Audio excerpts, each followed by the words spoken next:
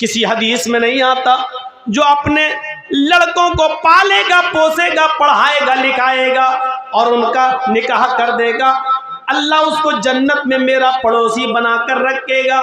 ये कहीं नहीं कहा तो अल्लाह के नबी ने क्या कहा? जिन लड़कियों को जिंदा दफन कर दिया जाता था, 4-4 साल पाल पोस कर जिनको पकड़कर दफन कर दिया जाता था, नबी अकरम सल्लल्लाहु अलैहि वसल्लम उन लड़कियों को इज्जत देते हैं जिस बाप की 3 बेटियां होंगी और जिसने उनको पाला होगा, बड़ा किया होगा, उनको पढ़ाया होगा, उनको अच्छा अदब सिखलाया होगा। अल्लाह के नबी फरमाते हैं ये तीनों बच्चियां फिर उसने जिनकी शादी कर दी होगी, उन बच्चियों का निकाह कर दिया होगा, उनका घर बसा दिया होगा, उनको दीनदार लड़कों के निकाह में दे दिया होगा। कयामत के दिन ये बच्चियों का बाप इन 3 लड़कियों की शादी कराने वाला कयामत के दिन मेरा पड़ोसी बनकर रहेगा। फिर आपने फरमाया जिसकी 2 बेटियां हैं, 2 बेटियों को पढ़ाने और लिखाने वाला भी कयामत के दिन मेरा पड़ोसी बनकर रहेगा।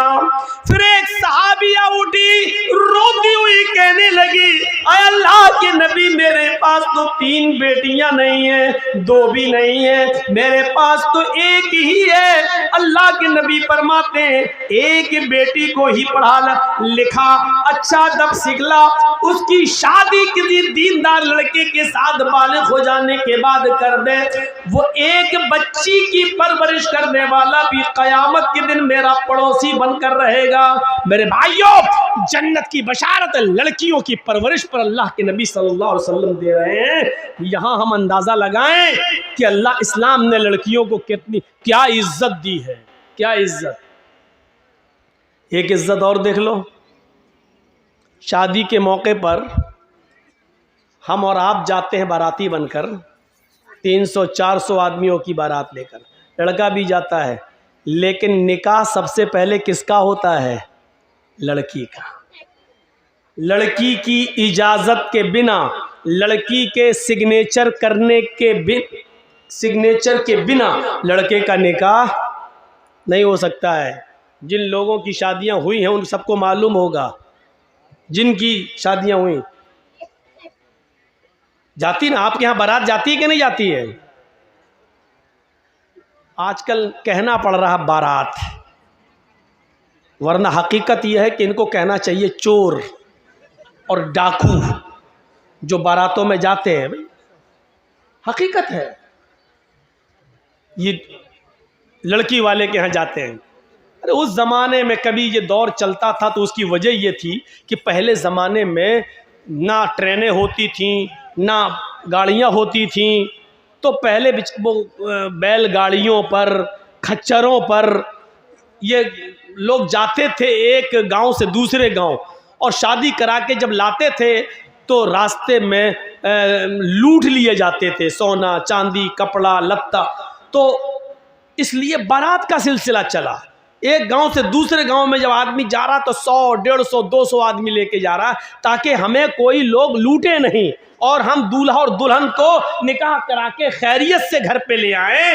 इसलिए ये बारात का सिस्टम निकला था, सिस्टम। लेकिन आजकल ट्रेनों के जमाने में, आजकल हर थाने के बाहर पुलिस, हर गांव में पुलिस थाना मौजूद है, चोरी और डकैती का तसव्वुर निकल चुका है, काफिला अब लूटा नहीं जा सकता है मेरे भाइयों। लेकिन ये प्रथा अब तक चली आ रही है, ये निकली थी किसी और वजह से, लेकिन चली आज तक आ रही है। 300 और 400 आदमियों की बारात लड़की वाले के यहाँ पहुंच गए। अब लड़की का बाप बेचारा सोच रहा है कि अच्छी से अच्छी मिठाई खिलाओ, क्योंकि ये लोग मुंह फट लोग होते हैं। बारात में जितने आते हैं मुंह फट्टे होते हैं। मुंह फट का मतलब समझ रहे हो? अगर थोड़ी सी भी मिठाई में या खाने में कमी हो गई तो जिंदगी भर लड़की को ताने मारे जाएंगे, अब तेरे बाप ने तो इज्जत ही नहीं की हमारी। इसलिए लड़की का बाप जानता, पहले इनके पेट की जहन्नम को भरो और अच्छा से अच्छा खिलाओ। जब तक इसके पेट की जहन्नम को सुकून नहीं मिलेगा तब तक मेरी बेटी सुकून के साथ घर में नहीं रह पाएगी। अब बारात पहुंच गई, निकाह का वक्त आया। पहले लड़के का निकाह नहीं होता है, पहले लड़की का होता है। और लड़की का हकीकत में निकाह नहीं होता है, बल्कि लड़की से इजाज़त ली जाती है। शायद आपके यहाँ मालूम होगा, पीछे ले जाइए पैसा सर, वहाँ गिनिए। हम इनको बंद करा रहे हैं, शोर ना करें, आपकी आवाज़ भी कानों में आ रही है। चंदा इतना हो गया माशाअल्लाह कि 2 दिन तक गिनते रहेंगे। तो सुनिए, लड़की की इजाज़त लेती। आप लोगों में जिसका निकाह हुआ होगा मालूम होगा, एक वकील होता है और 2 गवाह। वकील और गवाह ये दोनों जाते हैं लड़की के पास रजिस्टर लेकर। ये तय हो जाता है उसी वक्त, महर कितना होगा, ये कितना होगा, लड़के का नाम, लड़के के बाप का नाम, लड़के की उम्र, मोहल्ला, गांव सब लिख दिया जाता है। और पूरा महर इतना इतना सब लिख के उसके बाद लड़की के पास जाया जाता है। एक वकील होता है और 2 गवाह। और लड़की के पास जब जाते हैं तो वो उस लड़की को घेरे रहती हैं बहुत सी सहेलियां उसकी और तमाम लड़कियां। वहाँ रजिस्टर रख दिया जाता है और उस वक्त वकील पूछता है। वकील की जिम्मेदारी है कि वो पूछे, सरपरस्त की जिम्मेदारी है कि वो पूछे। जैसे मान लीजिए किसी लड़की का नाम ज़ैनब है या किसी लड़की का नाम अस्मा है, तो अब ऐसे पूछा जाएगा। वो वकील इतना जानने वाला होना चाहिए, हर आदमी को वकील मत बनाइए। अब उस लड़की से ये पूछे कि हाँ अस्मा या हाँ ज़ैनब, फला फला की बेटी ज़ैनब, फला फला के बेटे इस नाम का, मसलन मोहम्मद असलम किसी का नाम है और उसके बाप का नाम मोहम्मद अकरम है। हाँ मोहम्मद असलम साहब सन ऑफ मोहम्मद अकरम या अकरम साहब के बेटे मोहम्मद असलम के साथ आपका निकाह इतने इतने रुपए महर के एवज, या इतना सोना या इतनी चांदी या इतना कपड़ा महर के एवज आपको उनके निकाह में दिया जा रहा है। क्या आप उस लड़के को निकाह में कबूल करती हैं? क्या वो लड़का आपको कबूल है? वकील जोर से पूछेगा, इतनी जोर से कि उस लड़की के कान में ये आवाज जाए। अब 2 तरीके हैं। एक चीज तो यह है कि लड़की बोल दे हाँ मुझे वो कबूल है, और अगर नहीं बोलती है, खामोश रहती है, तो वो भी काफ़ी है। अल्लाह के नबी ने फरमाया इज़्नुहा सिमातुहा, उस लड़की की खामोशी ही उसकी इजाज़त है। ज़बरदस्ती उससे नहीं कहलवाया जाएगा। कुछ जाहिल लोग पहुंच जाते हैं, वो कबूल किया, अब वो खामोश है। बताओ बेटा कबूल किया? बेटा हमने सुना नहीं, बोलो कबूल किया। अब वो शर्म, बेचारी कुंवारी लड़की है, शर्म आ रही है। वो अलग बात है कि आज के इस माहौल में तो व्हाट्सएप पे खूब बात करती थी, उस दिन शर्मा रही। यहां तो रात रात भर चैटिंग होती रहती थी, लेकिन उस दिन शर्मा रही। एक दिखावा भी होता है, लेकिन हमें वो नहीं देखना, हमें हदीस देखना है। कुछ जाहिल लोग वहां बार बार पूछेंगे बोलो, और वहां उसकी सहेलियां बैठी रहती हैं, वो कोहनी मार मार के कहती बोल बोल, अरे बोल दे, हाँ कहते मैंने कबूल किया, बोल बोल। और फिर उससे जबरदस्ती बुलवा कर कहती हैं, बेचारी कहती है कि मैंने कबूल किया। जिहालत की सारी हदें तोड़ दी जाती है। यह सबसे बड़ी जिहालत है कि उसके मुंह से कहलवाया जा रहा है। जब अल्लाह के नबी ने कह दिया इज़्नुहा सिमातुहा, उसकी खामोशी उसकी इजाजत है। एक बार पूछिए आप, 3 बार भी पूछने की जरूरत नहीं है। सुना ना हो तो वो लड़की कहे जी क्या कहा आपने, तब आप दोबारा कहिए। जब वो लड़की सुन चुकी है आपकी बात, तो दोबारा आप क्यों कह रहे हैं? 3 बार आप क्यों कह रहे हैं? ना 2 बार कहना सुन्नत है, ना 3 बार कहना सुन्नत है। जोर से बोलना जरूरी है। आप पहली बार इतनी जोर से बोलिए कि लड़की सुन ले। हाँ ज़ैनब फला की बेटी, आपका निकाह मोहम्मद असलम अकरम साहब के बेटे के साथ 5000 रुपए मबलग महर अलावा नान नफका आपको उनके निकाह में दिया जा रहा है, क्या आप उस लड़के को कबूल करती हैं? इतनी जोर से आप बोल दीजिए पहली बार। शर्म से उसका सर नीचे झुक जाएगा। उसकी खामोशी उसकी इजाज़त है। अगर वो खामोश है तो समझ लो कि उसने इजाज़त दे दी। रजिस्टर आगे बढ़ा दीजिए, उससे साइन करा लीजिए और लेके चले आइए और कहिए कि लड़की ने साइन कर दिए हैं, लड़की ने इजाज़त दे दी है। उसके मुंह से कबूल है का लफ्ज़ ज़बरदस्ती मत कहलवाई। ये उस औरत के लिए है जो शादीशुदा हो और जिसकी तलाक हो चुकी हो। उसको आप दोबारा निकाह उसका हो रहा, उसको बोलना पड़ेगा, क्योंकि अब उसके अंदर से शर्म निकल चुकी है। अब वो दूसरी शादी कर रही है, इसलिए उसको बोलना पड़ेगा। या जिसका शौहर इंतकाल कर गया, इद्दत गुजार के वो दूसरी शादी कर रही है, तो उस वक्त उसको बोलना पड़ेगा हाँ मुझे फला आदमी कबूल है। लेकिन कुंवारी लड़की जिसकी शादी नहीं हुई है, उसकी खामोशी ही उसकी इजाजत है। और बस रजिस्टर लेके आइए और फिर लड़के का निकाह आप पढ़ाइए। लड़के का निकाह होगा, लड़की की इजाजत ली जाएगी। और याद रखना, दुनिया का कितना ही अमीर बाप हो, कितना ही बड़ा मौलवी हो, कितना ही बड़ा सरपंच और चौधरी हो, अगर उसने अपनी बेटी की मर्जी के खिलाफ उसकी शादी किसी दूसरी जगह कर दी तो इस शादी का कोई एतबार नहीं है शरीयत के अंदर।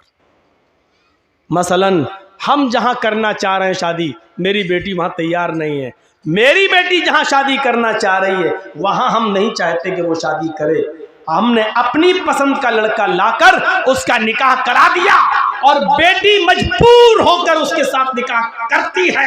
लेकिन वो काजी से ये कहती है, काजी साहब निकाह पढ़ाने वाले से कहती है, मौलाना साहब ये निकाह मेरी मर्जी के खिलाफ मेरे बाप ने जो लड़का लाकर रख दिया है, ये दिल से मुझे पसंद नहीं है। काजी साहब निकाह नहीं पढ़ाएंगे और अगर पढ़ा देते हैं तो उसके निकाह की कोई हैसियत नहीं है।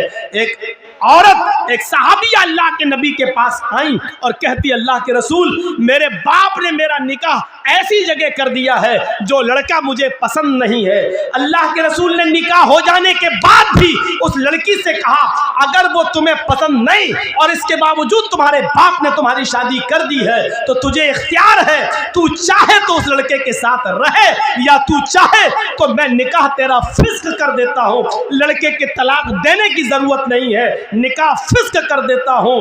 एक इद्दत गुजारेगी हैज की, जिसका निकाह फिस्क होगा उसकी इद्दत 3 महीने नहीं है, सिर्फ एक हैज उसकी, एक पीरियड उसकी इद्दत है। तुम एक पीरियड, एक माहवारी, एक एमसी, बस ये पीरियड गुजारो और जैसे ही तुम्हारा महीना हो, महीना से खत्म होने के बाद ही तुम दूसरी शादी कर सकती हो अपने मनपसंद लड़के के साथ। लेकिन लड़की को शादी के लिए वली की सख्त जरूरत है, अपने बाप की, सरपरस्त की, मालिक की जरूरत है। लड़की, ये सच है कि लड़की की मर्जी के बगैर निकाह नहीं होगा, लेकिन यह भी सच है कि लड़की अपनी मर्जी से अकेले भी निकाह नहीं कर सकती है।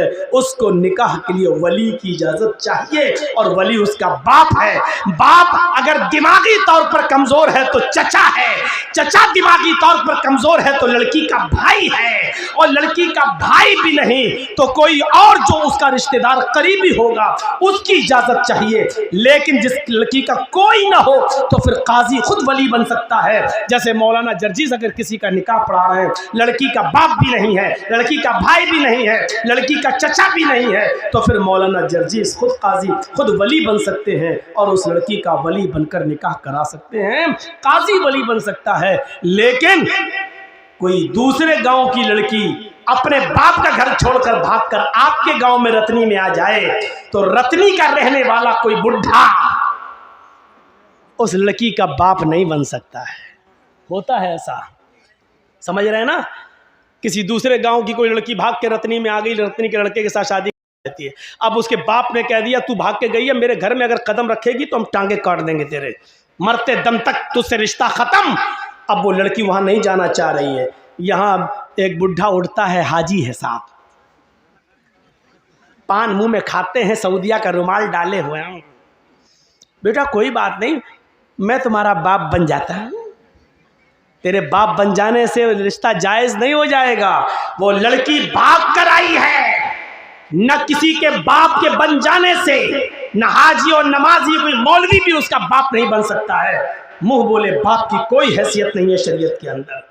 कल ये लड़की अगर हज करने जाती है तो मुंह बोले बाप के साथ नहीं जा सकती है, मुंह बोले भाई के साथ नहीं जा सकती है। शरीयत ने ये इजाजत नहीं दी जो चाहे उसका बाप बन जाए, फिर तो कोर्ट मैरिज भी इस्लाम में जायज हो जाएगी। जबकि हमारा सबका इज्तिमाई फतवा है, देवबंदी, बरेलवी, यहाँ तक के शिया भी, यहाँ तक के अहले हदीस भी, सबका इज्तिमाई फैसला है और इज्तिमाई फतवा है कि कोर्ट मैरिज माँ बाप की इजाजत के बगैर जो लड़के और लड़कियां कोर्ट में कर रहे हैं, इस्लाम के अंदर, शरीयत के अंदर इस कोर्ट मैरिज की कोई हैसियत नहीं है, ये जायज नहीं है। कोर्ट मैरिज के बावजूद लड़का और लड़की जिनाकारी करेंगे, हरामकारी करेंगे, उनसे जितनी औलाद पैदा होगी सब हरामी और नाजायज औलादें मानी जाएंगी। मेरे प्यारे साथियों, शरीयत के अंदर वली चाहिए, वली, लड़की को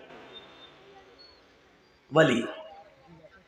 तो इतनी इज्जत दी है इस्लाम ने औरत को कि औरत अपनी मर्जी से पहले लड़की का निकाह होगा, इजाजत ली जाएगी, उसके बाद लड़के का निकाह होगा। अगर शादी के दिन ही लड़की मना कर दे कि हम नहीं करेंगे, लौटाओ इन चोरों को, भगाओ भगाओ इन डाकुओं को, ये लूटने आए हैं, नहीं करेंगे। मेरे भाइयों, हमें और आपको फैसला करना पड़ेगा। तो इतनी जिहालत थी अरब के अंदर, लेकिन इस्लाम ने इतनी इज्जत बख्शी है औरत, जहां लड़कियों को जिंदा दफन कर दिया जाता था।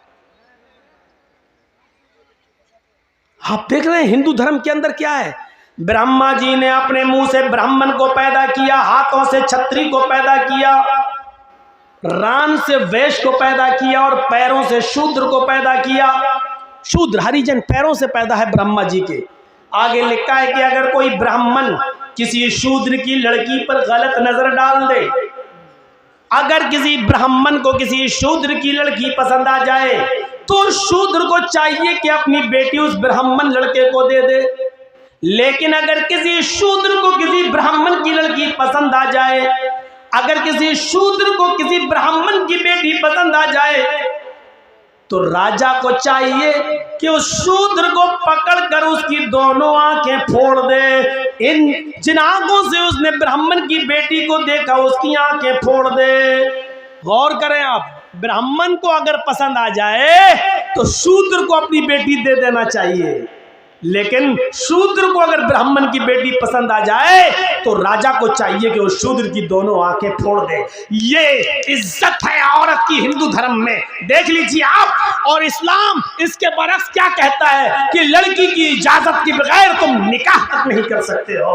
आपने देखा है कि औरत का मकाम इस्लाम के अंदर क्या है, और मजीद देखना चाहते हो तो आओ मैं तुम्हें दिखाऊं एक औरत को क्या सम्मान दिया है। कभी हज करने गए हो? नहीं। अल्लाह ताला हम सबको तौफीक दे हज करने की। अल्लाह रब्बुल आलमीन उस मुक़द्दस मकाम पर हम सबको पहुँचाए।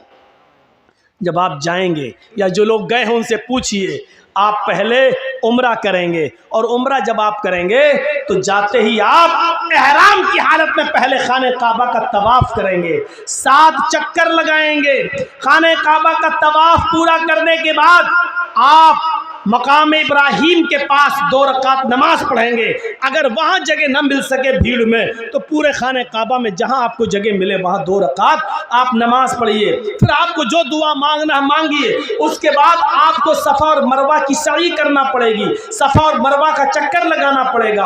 आपको पहला चक्कर सफ़ा से शुरू करना है, मरवा तक जाना है, मरवा से फिर लौट के आना है, सफ़ा तक जाना है। आपको आने और जाने को मिलाकर 7 चक्कर लगाना है।